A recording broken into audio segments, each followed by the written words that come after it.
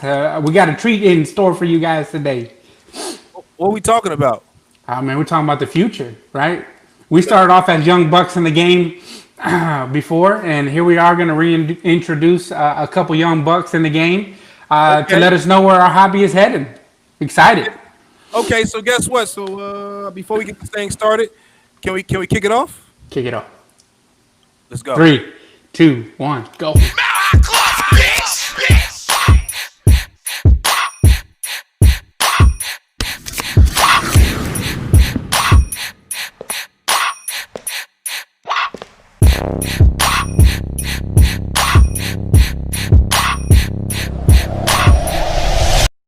What's up? What's up? What's up? It's your boy Prism God. I'm in the place to be, and I got my boy Kobe in the place to be.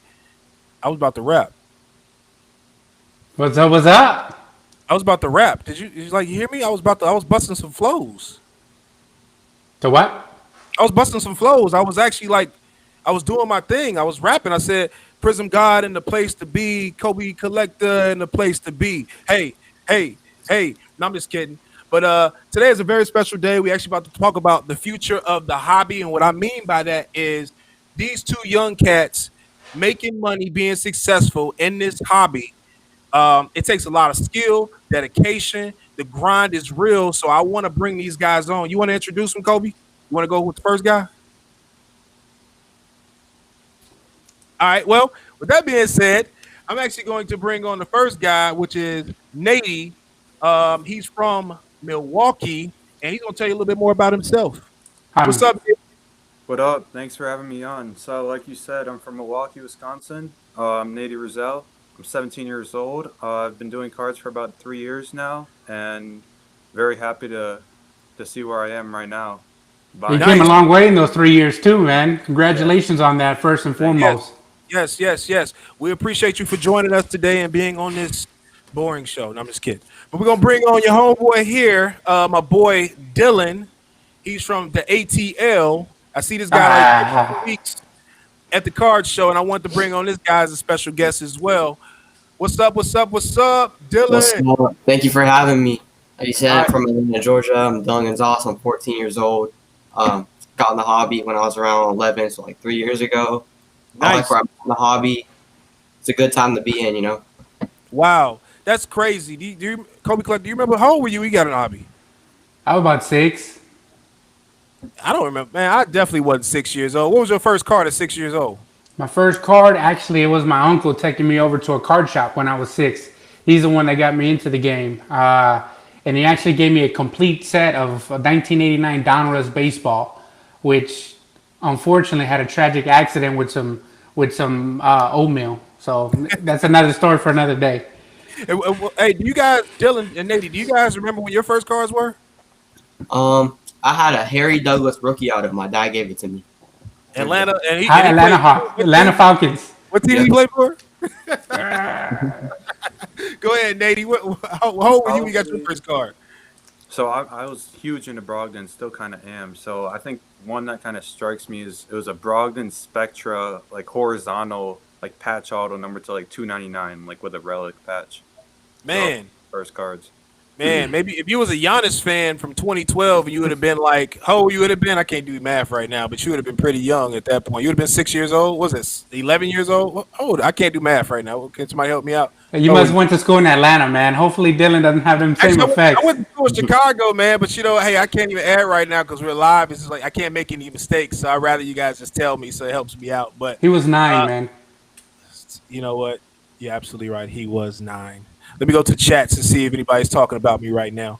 But all right. So with him being 9 years old, if you would have bought Giannis, right, or somebody would have bought Giannis for you, that would have been a crazy good investment. Like they could have bought you like 10 Giannis's and started you off with that. But Nady, why don't you tell everybody how you started? So the way I really started was I used to go to Milwaukee Bucks games, living like 20 minutes away from the stadium here.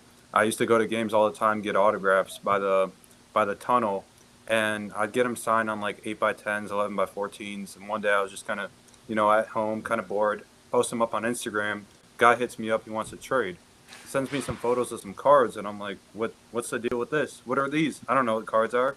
So then I started doing some more research, realized that wow, these things are actually like worth money. Let me do a deal with them. So I ended up making the deal. Realized that I ended up sitting on the card for like a month or something. Doubled my money, sold it, bought more autographs, and realized I should get more into trading cards because, I mean the market's there and the value's there. That's So, great. all right. So, Dylan, what got you in the industry? I know your dad's big in the Hawks. I met him before. He's a good guy too, by the way. Another Hawks guy, man. So I'm like not gonna hold it against y'all today. so like every Sunday, my dad used to go up to the show. I used to just chill at home. He brought me boxes every show. He brought me something to open, and I used to just open them. Cards piled up. Didn't know really what to do with them. So he was like, "Come to the show with me." So I brought him up there one time. Started selling them, not for too much, and I started opening boxes, getting to know the players better, autographs and stuff. Starting to sell those for more money and just buying more expensive stuff, flipping it, and getting all that kind of stuff. Wow. So what's the most expensive thing you've ever pulled? I think I know what that is, by the way. But tell people at home what's the most expensive thing you ever pulled, and what did you sell it for? The most expensive thing I paid, silver Luca rookie auto. Oh I sold wow. $90 right when it came out. Nice, nice. I thought you pulled something else though. An orange baseball player, number 25. Oh, I pulled a Reese Hoskins autograph. I sold it for 2,500. Exactly. Boom. That's what I was trying to allude to. Like I thought you was gonna say that one out the gate. Like that was amazing. I was at the show when that happened. That was like the time I pulled that Jordan LeBron dual numbers piece out of 23 out of Exquisite, man. That's the biggest pull I ever did. But at Wow. the time, it was only worth about $1,500. That was 2007. I feel old with these guys, man. I don't know what to say. I feel old, man. So Dylan's 15. he's 14. 14, man. My son's 13, man. Dang. Where does time go, man? But it just goes to show you don't have to be an old guy with the endless amount of funds. I mean, you can be young, like two young men and future leaders of the world and hobby. To get into the game, you find your lane, you establish goals, and the sky's the limit. Well, so Nady, so what was your biggest thing back then? Did you even open up boxes when you first got in? What got you into opening up boxes, or did you ever open up any boxes? So back then I didn't really open much at all. One of the first things I really ripped like a ton of was the National Silver Packs. Mm. I guess the biggest thing that I ripped was at my first show, which was actually the Chicago National in 2017. I split a case of 16, 17 Prestige with a friend of mine. It was $400 each. We ended up splitting it. We got some silver packs with it because it was that like the national bonus thing where you buy a box, you get packs with it. And I don't remember the biggest card. I think I got like a Curry auto, but it was just a lot. It was just a really solid case in general. A lot Nice. of $300-$400 stuff that just added up, and I was able to get like about 2,000 out of my part out of the $400 investment. So that's kind of what got me Oh going. wow, that's Wow. So awesome. that is definitely nice. That's definitely nice. You guys both got jump started on some really good. You guys already did better. Well, Dylan, you already did better than me. My biggest pull was probably like the green Jason Dominguez that I pulled like a couple months ago. Was the biggest pull I've ever had. Like I've never pulled a $2,000 card before ever until literally in my older years. I don't remember. I had no luck. But you drive down a different lane though in a different car. You Yeah. you drive a Ferrari down that Rodeo Boulevard over there. And you Not at stick to all. buying $50,000 singles. Nah. Well, you know what? My whole logic in the beginning is I used to love busting wax, right? So with me, I'm like Dylan. I was like Dylan growing up. I love going to, Jewel Osco, going to go buy me some cards, ripping them, and that's where the love came for me. And I think Nady kind of got in a little bit more business edge at an earlier age because his whole logic was he saw the opportunity. Is that pretty safe to say, Nady? You saw I mean, opportunity? kind of. So I really got into it. I was just collecting Brogdon. That was my first thing. I was just buying Yeah. the Brogdon stuff, and that was just my PC. Why Brogdon? Him and Thumb Maker. I was just collecting those two, and then I kind of took off with the investing business, flipping side of it. What about why Brogdon? Collector. What's up, Gerald? I said Gerald's online. why Brogdon? From Milwaukee, I watched him play in Virginia all 4 years. The Bucks drafted him second round. He won Okay, Rookie of Bucks. the Year. I just really like them. He was number That's your favorite 13. team? So we all got our little homer in us, man. Yeah, Who's your favorite team, Nady? Bucks. What about you, Dylan? The Show Hawks? them. Show them. You gotta show them, man. Oh man! Hey, look, this is my favorite team. There you go. My favorite team. Hawkins. Hey, no, but I got a question, and Dylan, you can probably answer this first. Since you're relatively new in the hobby, do you have certain goals, and are you obtaining those goals and setting new goals for yourself? I don't really have a goal. I mean, I just go up there, do my best I can. Just really try to work people, get the most money I can. Okay. So, all right. So with that being said, so Dylan, how extensive do you do in the hobby right now? Like, do you buy? How do you buy? Like, because you guys are the future of the hobby, right? You guys are learning things at a faster rate. You have access to so many things. How does one get into? Because people ask me all the time, how do I get into the hobby? I don't have $1 million, and logically, you guys didn't have $1 million either, right? Is that safe to say? Unless you did have $1 million, right? You had $1 million, 80.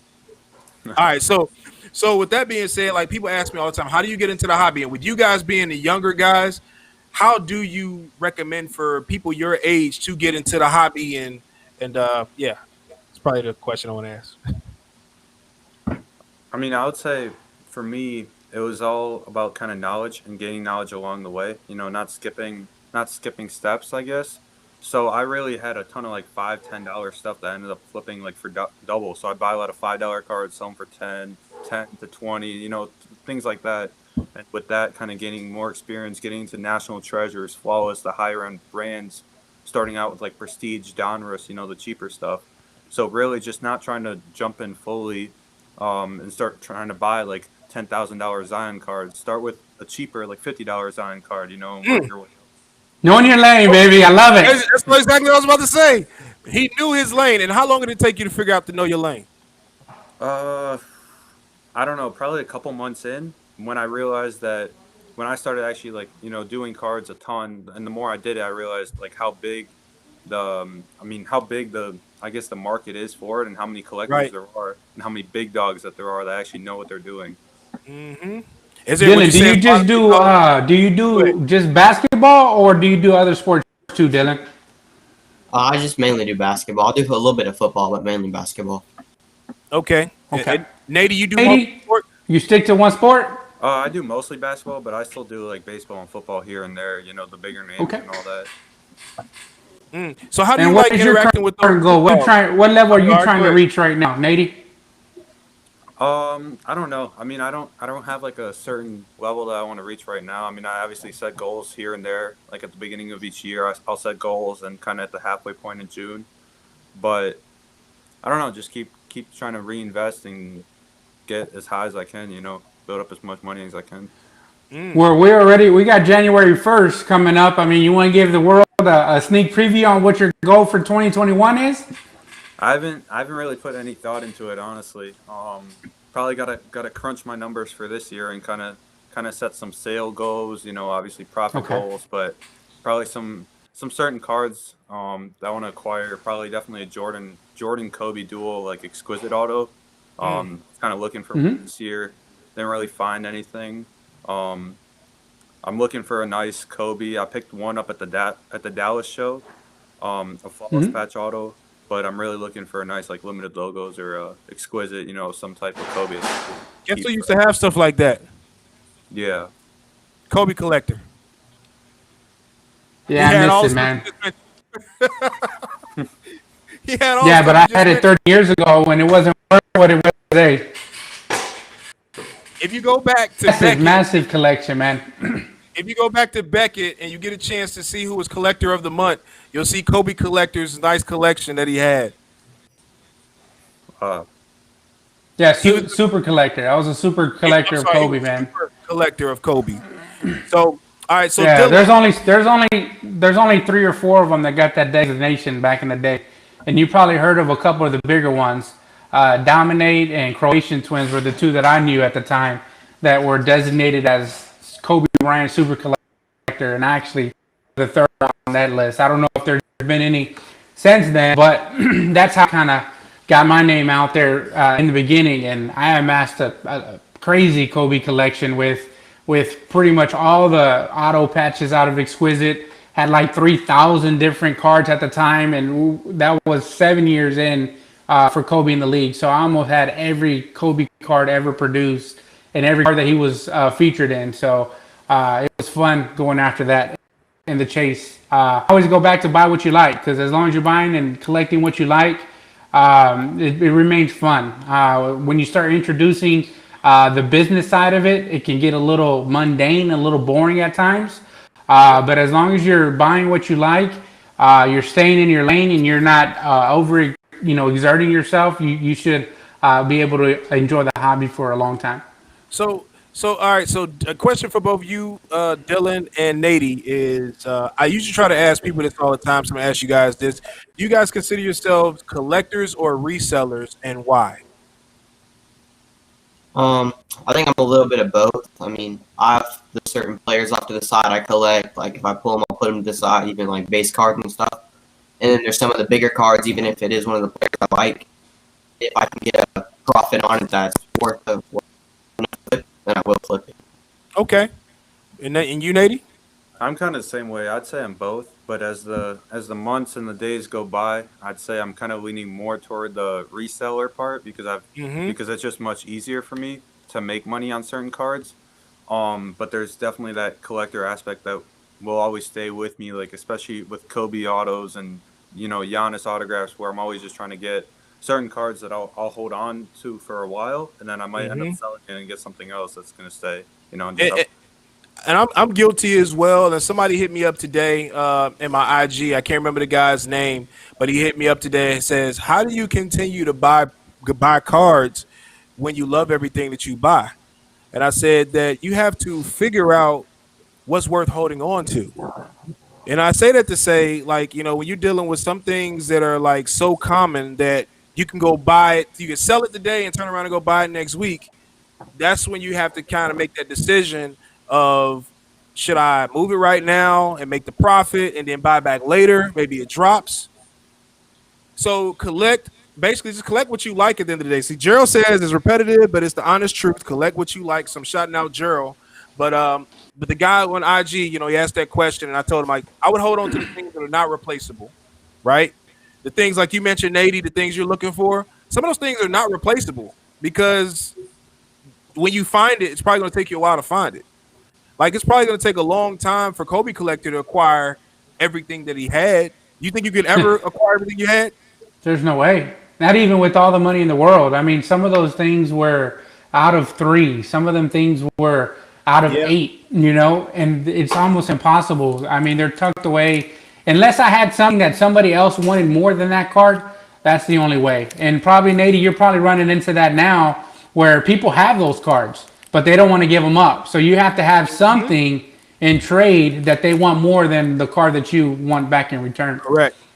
And yeah, I mean, there's a lot like those cards. There's a lot of guys that like money doesn't matter for them. It doesn't matter if they're getting 100,000, 200,000. If the card's worth 30, 40, 50K, it doesn't matter for them. It's the collector side. So you gotta have the trade bait to get it. That's the only way to get it. That's correct. My buddy in the Philippines, Exquisite Collector, he traded away a LeBron James numbers piece out of 2007, 2008 Exquisite. But he got back a 98, 99 PMG Michael Jordan. What is it? The platinum PMG out of the metal championship. So, I mean, he probably wouldn't have gotten rid of that LeBron if he didn't want that Jordan a little bit more. And money's no option, man. He has one of the sickest collections. If you're not following him already, look him up. Exquisite Collector on IG. All right, so check this out. So, Nady, I met you like 3 years ago, 2017 Chicago show. Yeah. And at that point in time, I remember seeing you with a group of boys. I'm sure your collection was a lot lighter then compared to what it is now. But I will say this. I travel. I don't know if I travel. You think I travel a lot? I don't know if I necessarily travel a lot. But every time I travel, I see Nady. You have a circle that you travel in. Where are you from, Nady? I'm from Milwaukee. Yeah, so if you're traveling to Florida, then yeah, definitely he travels more than you. No, He has more mileage. He has more flyer mileage than you, man. but I mean, I'm saying though, I don't know. Does anybody on our live at 17 years old travel as much as Nady does and does the deals that Nady does? I just don't know. Tell us about your experience, man. How do you like that at 17 years old? Like, talk to the people about what you experienced with some of the people you've run across. You mentioned earlier about some of the big dogs. Talk about those experiences if you don't mind. Yeah, of course. So traveling, I really love it because it's not really for the money side, but for me, it's just connections. It's building the connections to where, like right now, I'm looking for certain cards. The only way you can acquire those connections is either you know somebody that has it or you know somebody that's going to lead you to it. So what I've noticed quickly in this hobby, probably I don't know when I noticed it, maybe 2 years ago or something, but I was like, connections mean more than the money, of course. So if you're making a big deal with somebody and you Relationship. know they have the connection side to it, and you're making a deal, you're buying something that's like 5,000, and he says 4,800, and you guys are split. It's either you pick a side, you can't meet in the middle. Sometimes it's better to make the investment, you could say, for $200, agree to the deal, and then you know the person, you're friends with them, and then it can lead to a lot more. So that's kind of You, how I look at it. Life lessons. Hey, somebody that said, same Nady, mentality is going to take you on you in see it. stuff that reaches further than the hobby. You see it right there, Nady the goat. Dylan, I know you don't travel as much yet, but I know I talked to you about traveling to different shows. I mean, would you like to get into traveling? Since you're hearing Nady and how he travels, I mean, you got 3 years, man. So you're Nady 3 years ago when I met Nady, right? Yeah. So what do you think of this experience that he's going? Like he's talking about? Is this something you're interested in, or you kind of like you just cool? I go to the weekly shows, I make it do what it do. I mean, traveling is definitely it sounds really fun compared to like same old show. There's not as big of collectors that come to that one show. There's like the big dogs come up there, they snatch everything up for you. You really can. And going out to the bigger shows, you'll meet new people, find new cards, more stuff. Bigger shows. So I got to That's shout out my boy John for reposting. So I'm listening to what you're saying. I think it's very important. Um, and that's why I really want to bring you guys on because I see you guys. You guys are the future of the hobby, right? So at the end Yeah. of the day, like everything that we talk, everything that's going on in the hobby affects you guys, and it's very important to know what your take is on what's going on. Like because you guys are going to be the people to change it. Like So what are your guys' thoughts when you see a LeBron James go for $1.8 million? I mean, what is your first thought when you see that run across the headlines? I mean, personally, I like it. It's what I've been noticing is different, I guess, news companies such as like TMZ are picking it up. And I mean, when it was either LeBron or the Giannis or some big sale, like ESPN, even like it was a notification. I remember seeing it on my phone, and all my buddies were hitting me It up was a like, "Hey, LeBron. you got this Giannis," or I think it was a Giannis, or it was one of those big sales, and it's just cool to see how the hobby's kind of growing and more people kind of getting into it. Of course, there's some negative sides to it with more people coming into it, but I think there's more positives out of it at the end of the day. I agree. How about you, Dylan? Go ahead. I'm We sorry. gotta let Dylan answer it, man. Yeah, I I mean, apologize. I had another question. I'll put it to the I side. definitely think it's cool because you can also see like the Zion 101 selling for like 800K or something. Out of National Treasures is definitely not just the older cards, it's the newer cards like that are available now that they make more of, that they're definitely going up in value just like the older cards. So I'll tell you a story. So back when I was collecting around you guys' age, the card that sold for the most, that was breaking records in the hobby and basketball, it sold for $10,000. Y'all guys want to take a guess on what card that was? Can I guess too? It was a what? I don't know. What do you guys Got to think? be like a PMG or like No, those are only going for like $15 to $2,000 at the time. So Nope, the card I know. in about 2007, it was the first card ever to get this grade, and it was a PSA 10 Michael Jordan card. It sold for $10,000, right? and at that time, it was the most that any basketball card had ever, sold for. So when you You know, see, huh? I thought it was the first Jordan with the jersey on it. Wasn't the game one game jersey upper deck? Wasn't that expensive? I thought that was expensive back then. It was like 6,500, but the Okay. first card that kind of broke the records that set the mark for the hobby at that time. Okay. We're talking about when pre-Exquisite came out, because when Exquisite came out, 12s or out of 13s were doing 10 to 12,000 of LeBron James. But that card was like set the plateau, and at that point, we thought to ourselves, basketball cards can't sell for any more. And now we're seeing a LeBron James Exquisite sell for 1.8. You see the Giannis sell for, I think it was 1.5 or something like that. 1.8 And million. so now you ask yourself, how much more can I grow from there? And so it's really exciting to see that it's actually grown to the extent that it's grown at today. And I think the last recorded sale was 125,000 for a PSA 10 rookie card. That's crazy. So, all right. So here's my question to you guys, you young future other collectors. So check this out. Back in the day, my most expensive box that I bought was probably like $100. Boxes nowadays cost $1,000, and people freak out when I say $1,000. How do you guys feel about the prices of boxes? I mean, how do you guys feel about the product prices? I mean, for real, like you guys got to pay this for the rest of your lives. Really, it's probably going to go up from there. But I mean, what do you think? I think it scares people away from Yeah. kind of entering the hobby for sure, because they look at the prices and they're like, well, at the end of the day, you got to think of it. If you're a new collector, and you're just trying to get into the hobby, you're looking at it kind of at a broader standpoint than all of us. We're like, okay, it's just pieces of cardboard. Why is this box $1,000? It's not worth it. And you can't find prism packs and those like gravity packs or whatever it's called at Target and Walmart at $2.99 anymore. And that's what people grip and get into the hobby because it's affordable. But now you gotta go spend $1,000, $2,000 on different boxes and all that. And I don't know. I don't think it's ever gonna go down. Maybe this draft class isn't that good, so maybe prices go down a bit. But really, I think stuff is just kind of only going up right now. All right. So what's the most you'll pay for a hobby box? I'm gonna let you ask the answer the same questions, Dylan. But I just want to know how high do you think boxes can go, and you feel I'd say comfortable paying? it depends on the box. I mean, what's Prism the highest? basketball going forward, $2,000 next year. Yeah, I mean, I'd pay it if it makes sense. I think it comes down to what the cards sell for. Adam says $20. All right, Dylan, you got the mic. Go ahead.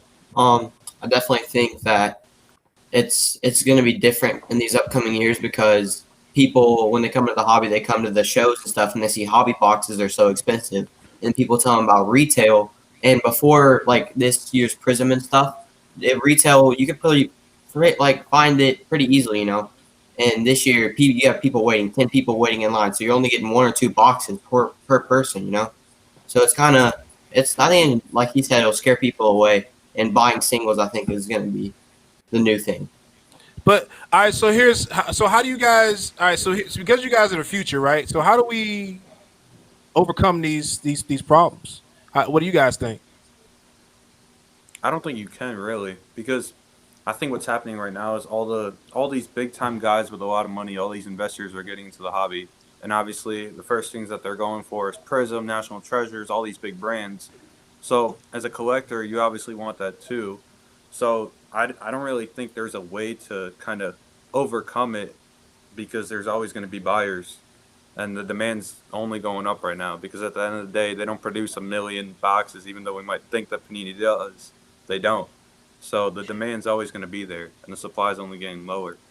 But I think this draft class though coming up is going to water down the product, and I know people are going to be pretty excited about third year and second year Zion and second year Morant and that rookie class from last year. I think that only increases the value of the boxes that from previous years. Now this year, I don't see how that box is going to do $2,000 off the jump, right? You already see basketball product from last year, Spectra, come out. It started off at $1,200, and now you can pick it up for $600-$700. So you're going to see that a lot. Now the higher end products, they'll probably command a premium just because they're the flagships of the different industries or different sports. But you're going to see with this product, and you've seen it in the past. There's ebbs and flows, right? You're going to have the Zion ears, and then you're going to have the Elton Brands and the what's the guy that got drafted by Cleveland #1 overall. You're going to have those down years. And so what hobby shops usually like to say is that they capitalize on the years that are really, really good to help them satisfy the years that they do really, really bad. So that's the reason why the prices are the way that they are right now. But people are going to start realizing that when you spend $1,000 on a box like Raphael did on Prism Football and pulled $100 worth of cards, a lot of people aren't going to keep, smashing their heads against the wall. And I think that you'll see in the next coming years when box prices are going to start going down because of, the classes of drafts, you're going to start seeing that. But that doesn't mean that the hobby isn't doing well. I think it's just, it's self-correcting itself. So, all right. So let me address what Evan Cardo said. Can you guys see what he said? He says when you buy a box, you are investing in a whole class, not just one player. So much potential when people understand that. And I want to answer that because, and it kind of goes along with everybody what you're saying.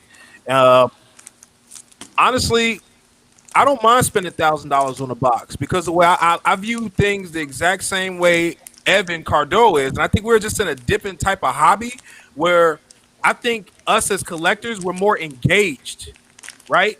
Because now we're like right now, me and Dylan, we're watching Trae Young, and we're like, oh man, if he drops 40 tonight, his Prism Silver is going to be an extra $500 by tomorrow night. And the way that the hobby's reacting based upon every little movement that people are like, we get hype off of Zion taking the shirt off. You know what I'm saying? So we are in a different type of market where we used to rely back in the day, me and KobeCollector, we used to rely on Beckett. Sports Center. Well, not even just that. No, we used to rely on Beckett to tell us the price of a card. Now we rely on eBay, which is real time.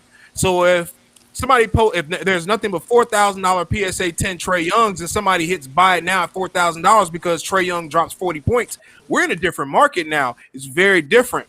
So I say that to say when I spend $1,000 on that class, I'm not just looking for one person. I'm looking for who's going to be the next person for me to maybe potentially grade, maybe dump, make a couple of dollars on. Because I buy a box of cards for $1,000. I'm getting about 300 cards, and hopefully I picked up at least 50 to 60 rookies, and hopefully one or two pan out for me. And that's what I'm hoping for. And I grade them. A PSA 10 of a decent player still might be $100. You do that 10 times, you make your money back. You get one decent card. We all know the mathematics, and I know, Nady, you're really good at it as well, is we know how to break down how to make money back in a box. And that's something that after a while you get really good at. And I call myself pretty good at it as well. So when I spend $1,000 on a box, I'm like, okay, this one card here, a second-year Kyler Murray, it's the best card I pulled. I PSA 10 it, maybe it's worth $300-400. Now I got like 40% of my money back. Now I got this card, and we're trying to figure out how to make that money. So I'm going to say Evan Cardo is right. I think we're investing in a class and not just one player. We're looking for the one player for the one-hitter quitter, but then we're looking like, all right, well, if we don't get the one-hitter quitter, how can we make up that money? How do you guys feel about that? I mean, I agree. I mean, the way it kind of depends what I'm ripping. So, like, for me, I opened a ton of Panini 1 just now, recently, Panini 1 and 1. So normally I'd look to, like, grade, but there you can't really grade. But the thing that I like about that It's a nice product. Oh, yeah, it is. And I think it's one of the best products value-wise, like, what you get out in return, I guess. It's already doubled in price, too. Exactly, because people are just catching on to it and realizing, like, I'm comparing it to Immaculate personally because I was going to rip a box of Immaculate. Yeah. And then It's on card autos, too. Mm-hmm. Yeah, I was thinking about doing the same thing. You're getting, like, you can get, like, $50 out of the box. Huh. Well, see, I was thinking about the 1 of 1 because I started seeing that you were ripping it, and I think the value is what? What does a case cost? So when I was ripping it, was like cases were 16. $5K. Now they're like $7,500. Yeah, they've Okay. already like doubled in price. Wow. Yeah, boxes started off at $450. Now they're like $750 a box. Yeah, 800. Pre-release, I could have gotten cases at like 4K, and then people started ripping them, and I think it's the timeless that spiked the value. Yeah, Wow. Timeless Like a Dirk out of 5, 6, 41 went for $4,000. When the heck have you ever heard of a Dirk auto going for $4,000 out of 41?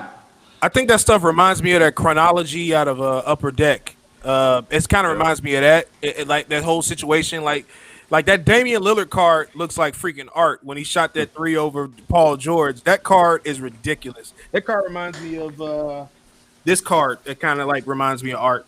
Since every show we usually show a card or two, so you guys can feel free to show some cards if you have any cards available.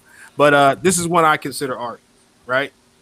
He missed the dunk, but it's just the fact that he attempted to do it. So, but yeah, I think that's what is very similar to the chronology out of Upper Deck is why it's so popular in my opinion. Yeah, I agree. I also looked at the North Spotlight, but I think it's better for sure. And I'm pretty sure it sells much better as well, significantly better. Than Panini Spotlight. 1 does, right? Then Noir. The Timeless, yeah. The Yeah. Timeless versus the Spotlight. Mm-hmm. All right. What about you, Dylan? What's your favorite card that you have in your possession right now? I like this one a lot. Who is Yeah, that? Kaboom? Shot Gilders? SGA? It's like 10 number. It's a Panini pack. I mean, I just like the art on it because all the cards are a different parallel, all numbered. They're all really cool. Nice. All right, so check this out. This also, Nady, this is also another thing you got to think about too, is why the dynamics of the industry is changing, and we don't necessarily. It's not just us anymore. Like when you have a group of people who are investing into a product, that also drives the market as well because these breakers are making a killing, and they're doing. You know, they're making it easy for us to jump into buying boxes and cases of cards. So if Mark wanted to buy the Pelicans, instead of him spending $14,000 on a case, he could spend $3,000 or $4,000 and save himself $10,000 and just deal with a headache a little differently. So John Tompkins, he says you also have breakers flying through cases a hobby, which caused the product to drop quicker. He's absolutely right about that too.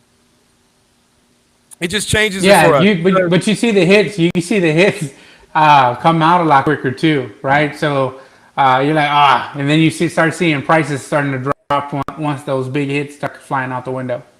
Yeah, but it just changed the dynamics. I mean, like it's to me, it's one of those things where I'd rather sometimes I actually like if I'm in the middle of the night and I catch Mamba cards or Platinum online, I might watch their breaks and it's like, okay, I can spend $250 on a break and it's late 3 a.m.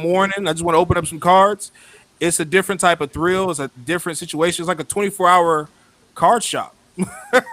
This makes it's it an easy way. It's a easy way to turn over a profit, but it is gambling at the end of the day. I mean, you're not gambling on sports, but you're gambling on the probability of something happening.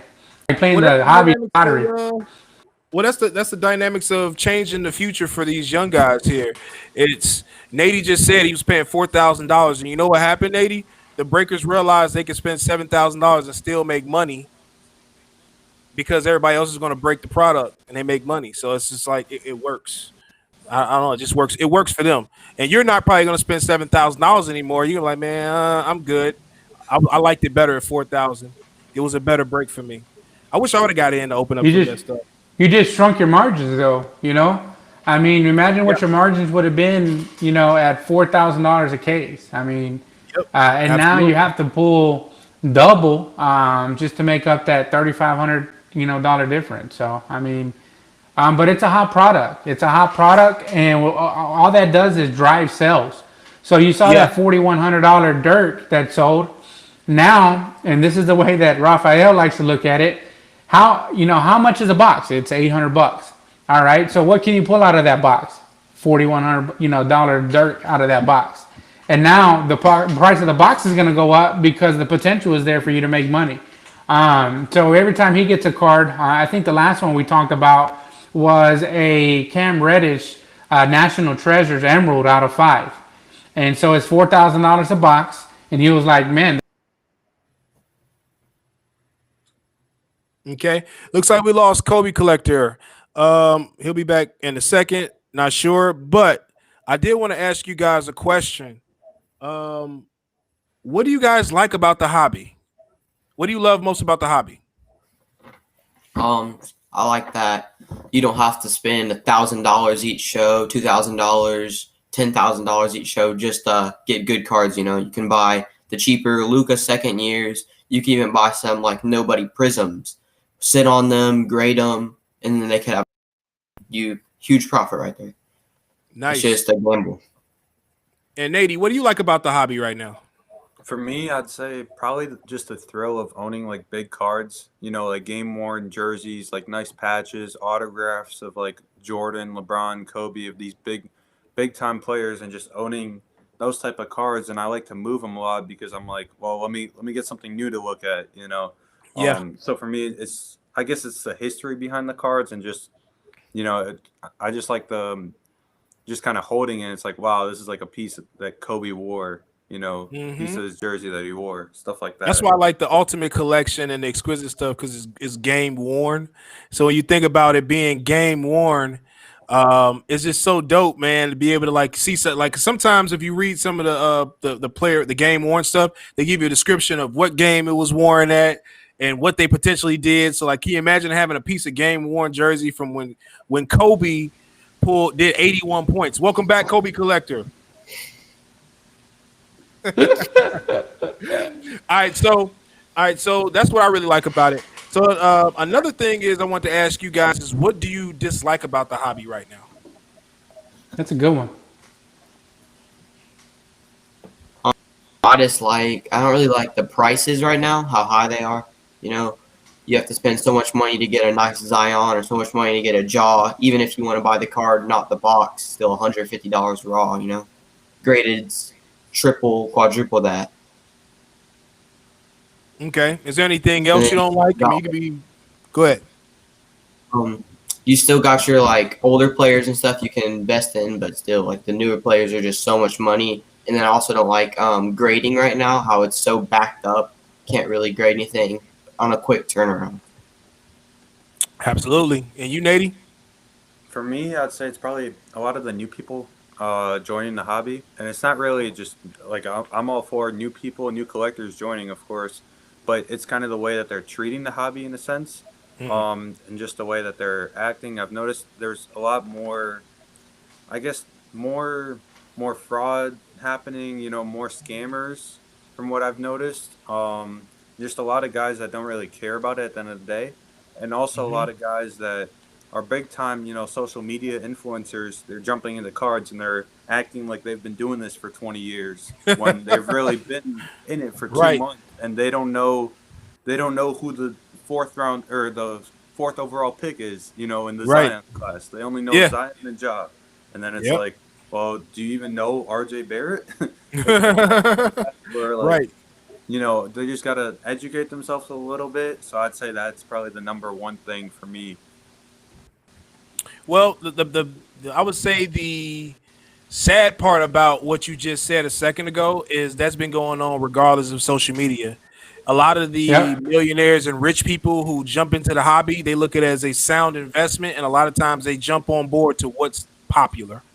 So that's why, ultimately I would say that's, it's not really, it's a problem that's been going on since I've been in the hobby. Like, everybody knew to buy Michael Jordan. Everybody knew to buy Kobe Bryant. So, you know what I'm saying? So even as a millionaire, it's like, all right, well, if I'm a millionaire and I want like basketball and I want to buy some exquisites, and I'm buying LeBron James, I got $1 million. I'm probably gonna buy some exquisite LeBrons and buy some exquisite Kobe's and some Jordans.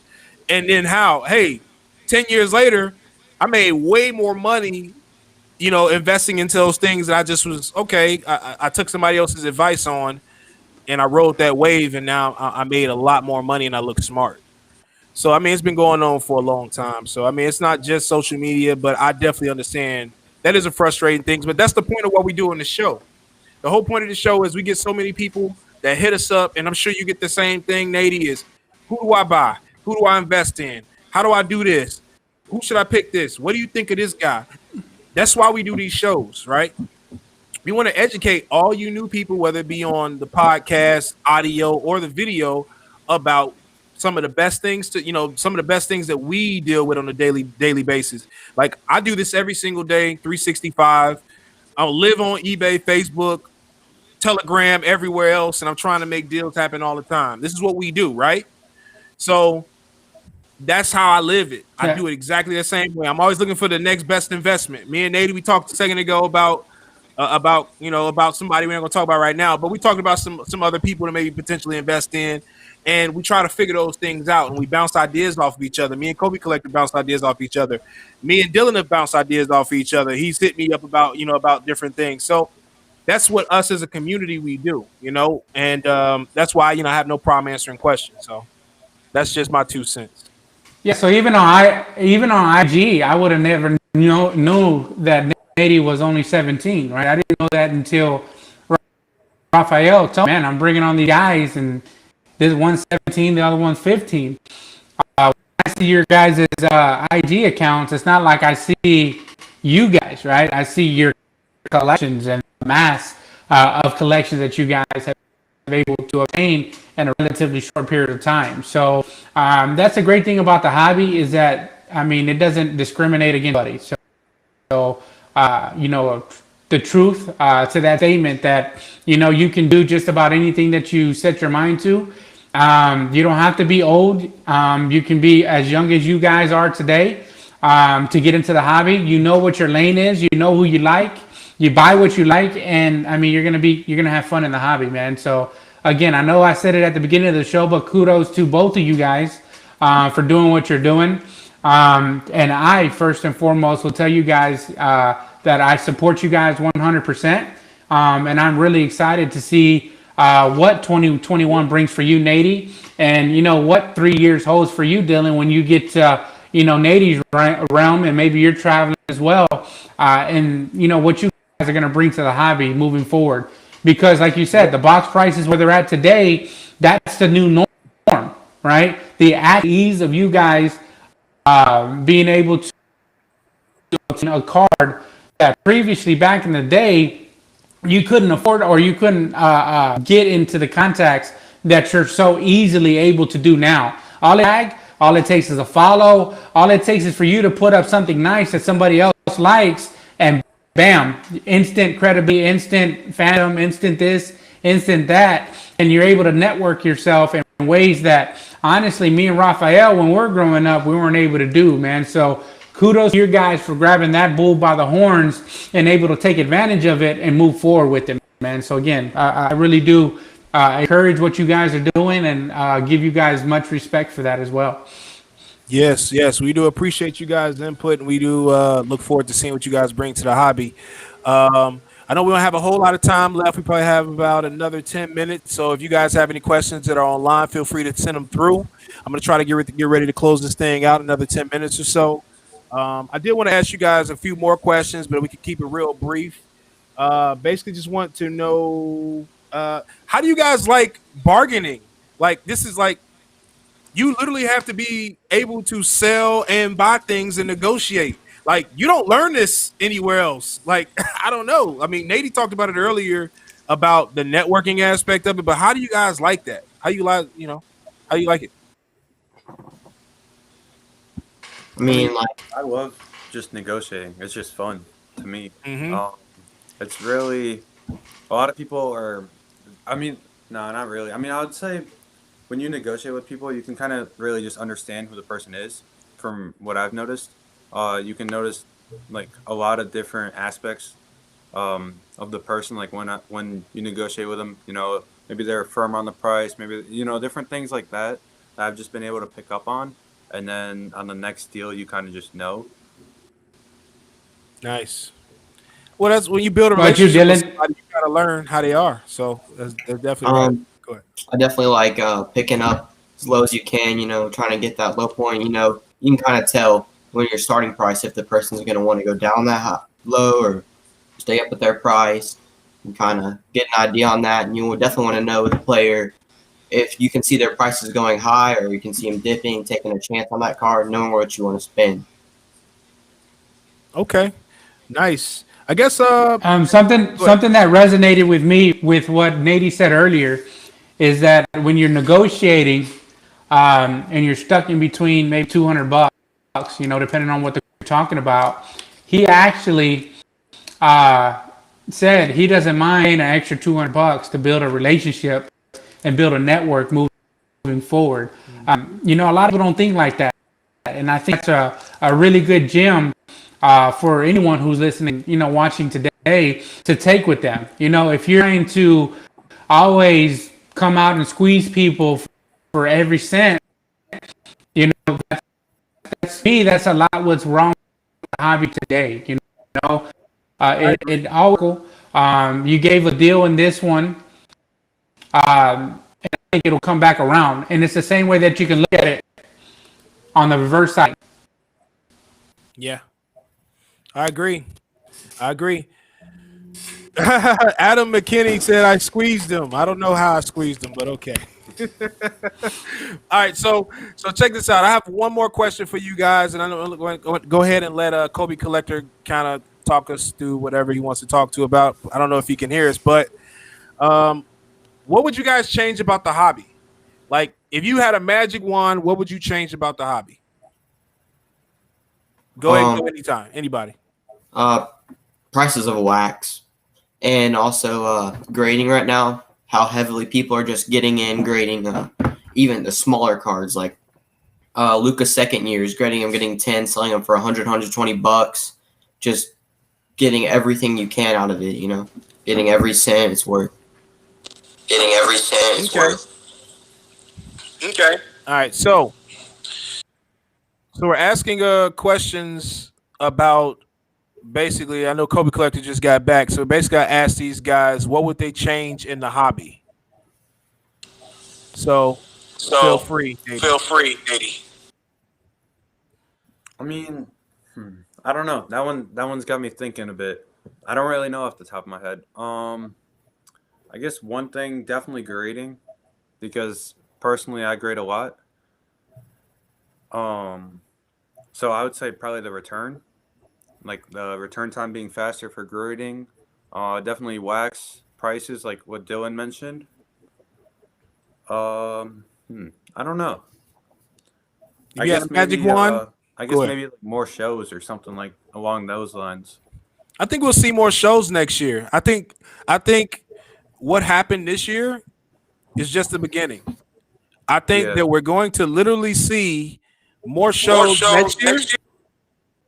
We're going to see more shows next year than we've probably seen in a long time. So I think that, it's because COVID. I mean, COVID stopped a lot of shows. I don't think they had a whole lot of shows in the West Coast at all. So while the hobby's been thriving, we've been relying on Dallas. Dallas has probably had the most shows in the Midwest area. It's probably had the most shows in Florida and the South Carolina, North Carolina areas is the only places I've known to have a lot of shows. So these places are thriving while, the West Coast and certain other areas are kind of like, they're not getting the love maybe they should. I don't know. Are you guys getting a lot of shows in Milwaukee? Not really. We have this one local show that's like once every month. And that one's like shut down. I don't even know till when. But I think it kind of depends where. I mean, we obviously know Florida and Texas, it's wide open. Like you can have shows there. But here in Chicago, Illinois, it's strict. COVID rules are much stricter, and it's. I mean, we're gonna see in the next few months, and obviously the national. Hopefully that happens, but who knows? Yep. I'm so looking forward to hopefully seeing a national next year. I'm definitely going to be set up. I've never set up in a national before, but I can only imagine what it's going to be like. If it's anything like Dallas, it's going to be crazy. You setting up in nationals, Nady? Yeah. So I had a spot in Atlantic City, and I got the same people and all that in Chicago, and I'm excited. I mean, the last national was the Cleveland, Ohio one. Were you there? Yes, I was at the Cleveland show. I did not set up. I've never set up in a national before. My first national was my first national that I remember going to. I'm sure I've been to one in Chicago, but it never feels like a national when you live in Chicago. You know what I mean? So it's like I live there. It's like it doesn't feel like a national. I'm used to it. So Cleveland was the first one I really recall going to, and that place was humongous. So Dylan, have you ever been to a national before? Never been. You gotta go, man. You gotta go. Like you go. It's like I don't know because I don't know what's the biggest show you ever been to. Um, 100 tables, Probably the 200 one in tables. Alabama. I haven't been there. All right, so you figure nationals what 2,000 tables? I don't know, something crazy like that. It's crazy. Whatever you think it is, it's double that, 3 times that. Yeah, Like it's probably like it's ridiculous. 3,000 tables. So like, and you have a whole week to go through all these tables, and people are coming in every single day. Like it's like I call it the Super Bowl for sports collectors. It's like I love it. It's like every day you go in there to try to make money or whatever, you can do it. If you want to find some dope cards, you'll find them. If you want to try to find, the exquisite you're looking for, Nady, you may have to, beat up some people to get it, but you'll probably see it. Scott McScooty says, so he doesn't want Doncic cards to be graded. Not sure what he meant by that. They were talking about you, Dylan. Can you please explain? I was just talking about like second year cards, those lower like base cards and stuff getting graded, and how much they're selling for. Yeah, I think Not just to Doncic, clarify, but all of the players. yeah, I don't think he necessarily meant Doncic, Scott. I think he more so is just saying like a lot of new people are grading cards that are not really worth grading, right? It's not saying Luka Doncic is not worth grading because we all know Luka Doncic is definitely worth grading, but I think he more so meant along the lines of maybe you don't. I would say Darius Bosley, but he's actually worth grading now. But Darius Bosley, when he first got to the NBA, he wasn't worth grading. So like when he was first came out, you're not going to grade a card that's worth $1 and spend $20 to grade it just to make $25. So you wouldn't do that. I personally feel like if people want to grade, because there's a lot of cards that are like $1, $2 cards ungraded, but then you grade it up, and as a 9, you can get your money back, and PSA 10, you make 3x that. So I don't think there's anything wrong with people grading whatever they want to grade in bulk and crazy numbers, because at the end of the day, it's obviously giving BGS and PSA more business. But with more cards, the return time for cards is getting much slower. But I think that's on PSA and BGS to be able to handle the business that they're getting. Nice. All right. So basically, what I heard from Nady and Dylan is PSA needs to get their stuff together, and if they say if we pay for 5 days, we want it in 5 days. Can you imagine if we did a deal? If I did a deal with you, Nady, and I say, man, look, I'm gonna pay $10,000 in 20 days, and it takes forever, and you'll be like, you said 20 days. I'm just kidding. All right, so I don't have anything else to say. This show is. I really appreciate you guys joining in on the show. Did you have anything you want to say, Collector? Now we're good, man. I think I apologize to everybody to my direction, but again, I think what you guys said today is actually very valuable to the hobby. I think there's a lot of people out there that needed to hear what you guys had to say. I know Dylan, you're saying that don't grade everything, but when it goes back to buying what you like, sometimes people want to just encapsulate and preserve that condition for that favorite card of theirs or that favorite player. And unfortunately for the rest of us, it backs up an already backed up process, right? When they increased the prices, people thought that it was going to slow down PSA. I think it just speeded it up because people wanted to then get their cards in at a faster rate and maybe sacrifice a little bit of profit margin. And so now you're seeing that effects on 10 days, 5 days, and you'll start seeing it on 2 days as well, man. But keep doing what you guys are doing. I really appreciate you guys for taking the times out of your days. I know that you guys are busy, maybe with school, and Nady's trying to become a millionaire, so I know he's busy with that. We took him away from his comping for an hour. But I really do appreciate what you guys are bringing to the hobby. And I'm really excited to see of the good things that you guys are yet to come. Yes, I am very proud of you guys. And also, one more thing I want to know right before we get off the show. How much your collections are worth? Give me an idea. You have to be. Why, man? I just want to know, man. When I was 17 years old, I'd rather you ask them. I'd rather you ask them what are they buying for this upcoming season than asking them what their collection is. Okay, fine. I want to know what everybody else No, wants to know. no, don't ask them being that. I old, want to know whatever. Who you looking for, Nady? Investment wise or collecting wise? I mean, collecting wise, probably like Kobe and Giannis. Okay. Investing wise, I don't know. I'm not really investing in anyone right now. If you asked me 2 months ago, I was buying up Zion, Ja, Okay. Trey Young, and Luka. Those were the four guys. Obviously, KD, and there's a couple other guys like that. But Yep. those were the guys. Like 2 months ago, I was going crazy, like pretty much not selling anything at all, just like buying up a ton. And now I'm in a position where a lot of that stuff is up a lot, so probably gonna be looking to sell. What about you, Dylan? Collecting. I mean, I like Giannis too, and I like Trey Young just for collecting because I'm a Hawks fan. And reselling, I like. What do you think about for you?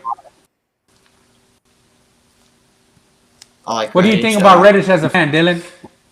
I like him. I like him a fan. Just like that's a good thing about it because I think he could be a good investment. And even if he doesn't, I'm a fan of him, so I can collect that card if he doesn't turn out to be that good. I like that. I really like that a lot. That was good. So applause to you guys. I really appreciate you guys joining the show. Everybody, kudos to these guys. Give them a follow. Feel free to guys. Yeah, I need you to give your IG accounts, man. Dylan and Nady. Yep. Let everybody know. It's All-Star SportsCards 23. So it's underscores after. So it's all underscore sports. All underscore star underscore sports underscore cards underscore 23, and it's pretty long, but And underscore. Mine's Dill underscore Pickles 10. There you go. Oh, Dill Pickles. I told you it's Dill Pickles. Dill Pickles. You know why Dill Pickles? He wins everything. Every time I do a contest, he wins. How do you win, Dill Pickles? What's your secret? Go on the grind. Watch the channel. Hey, there you go. So with that being said, you guys click and subscribe. Thank you very much for this week. Next week, we got exciting. We're going to do the NBA preview because NBA is back. We're going to have Dars on there. We're going to probably have Mike on there. It's about to be cracking. It's official.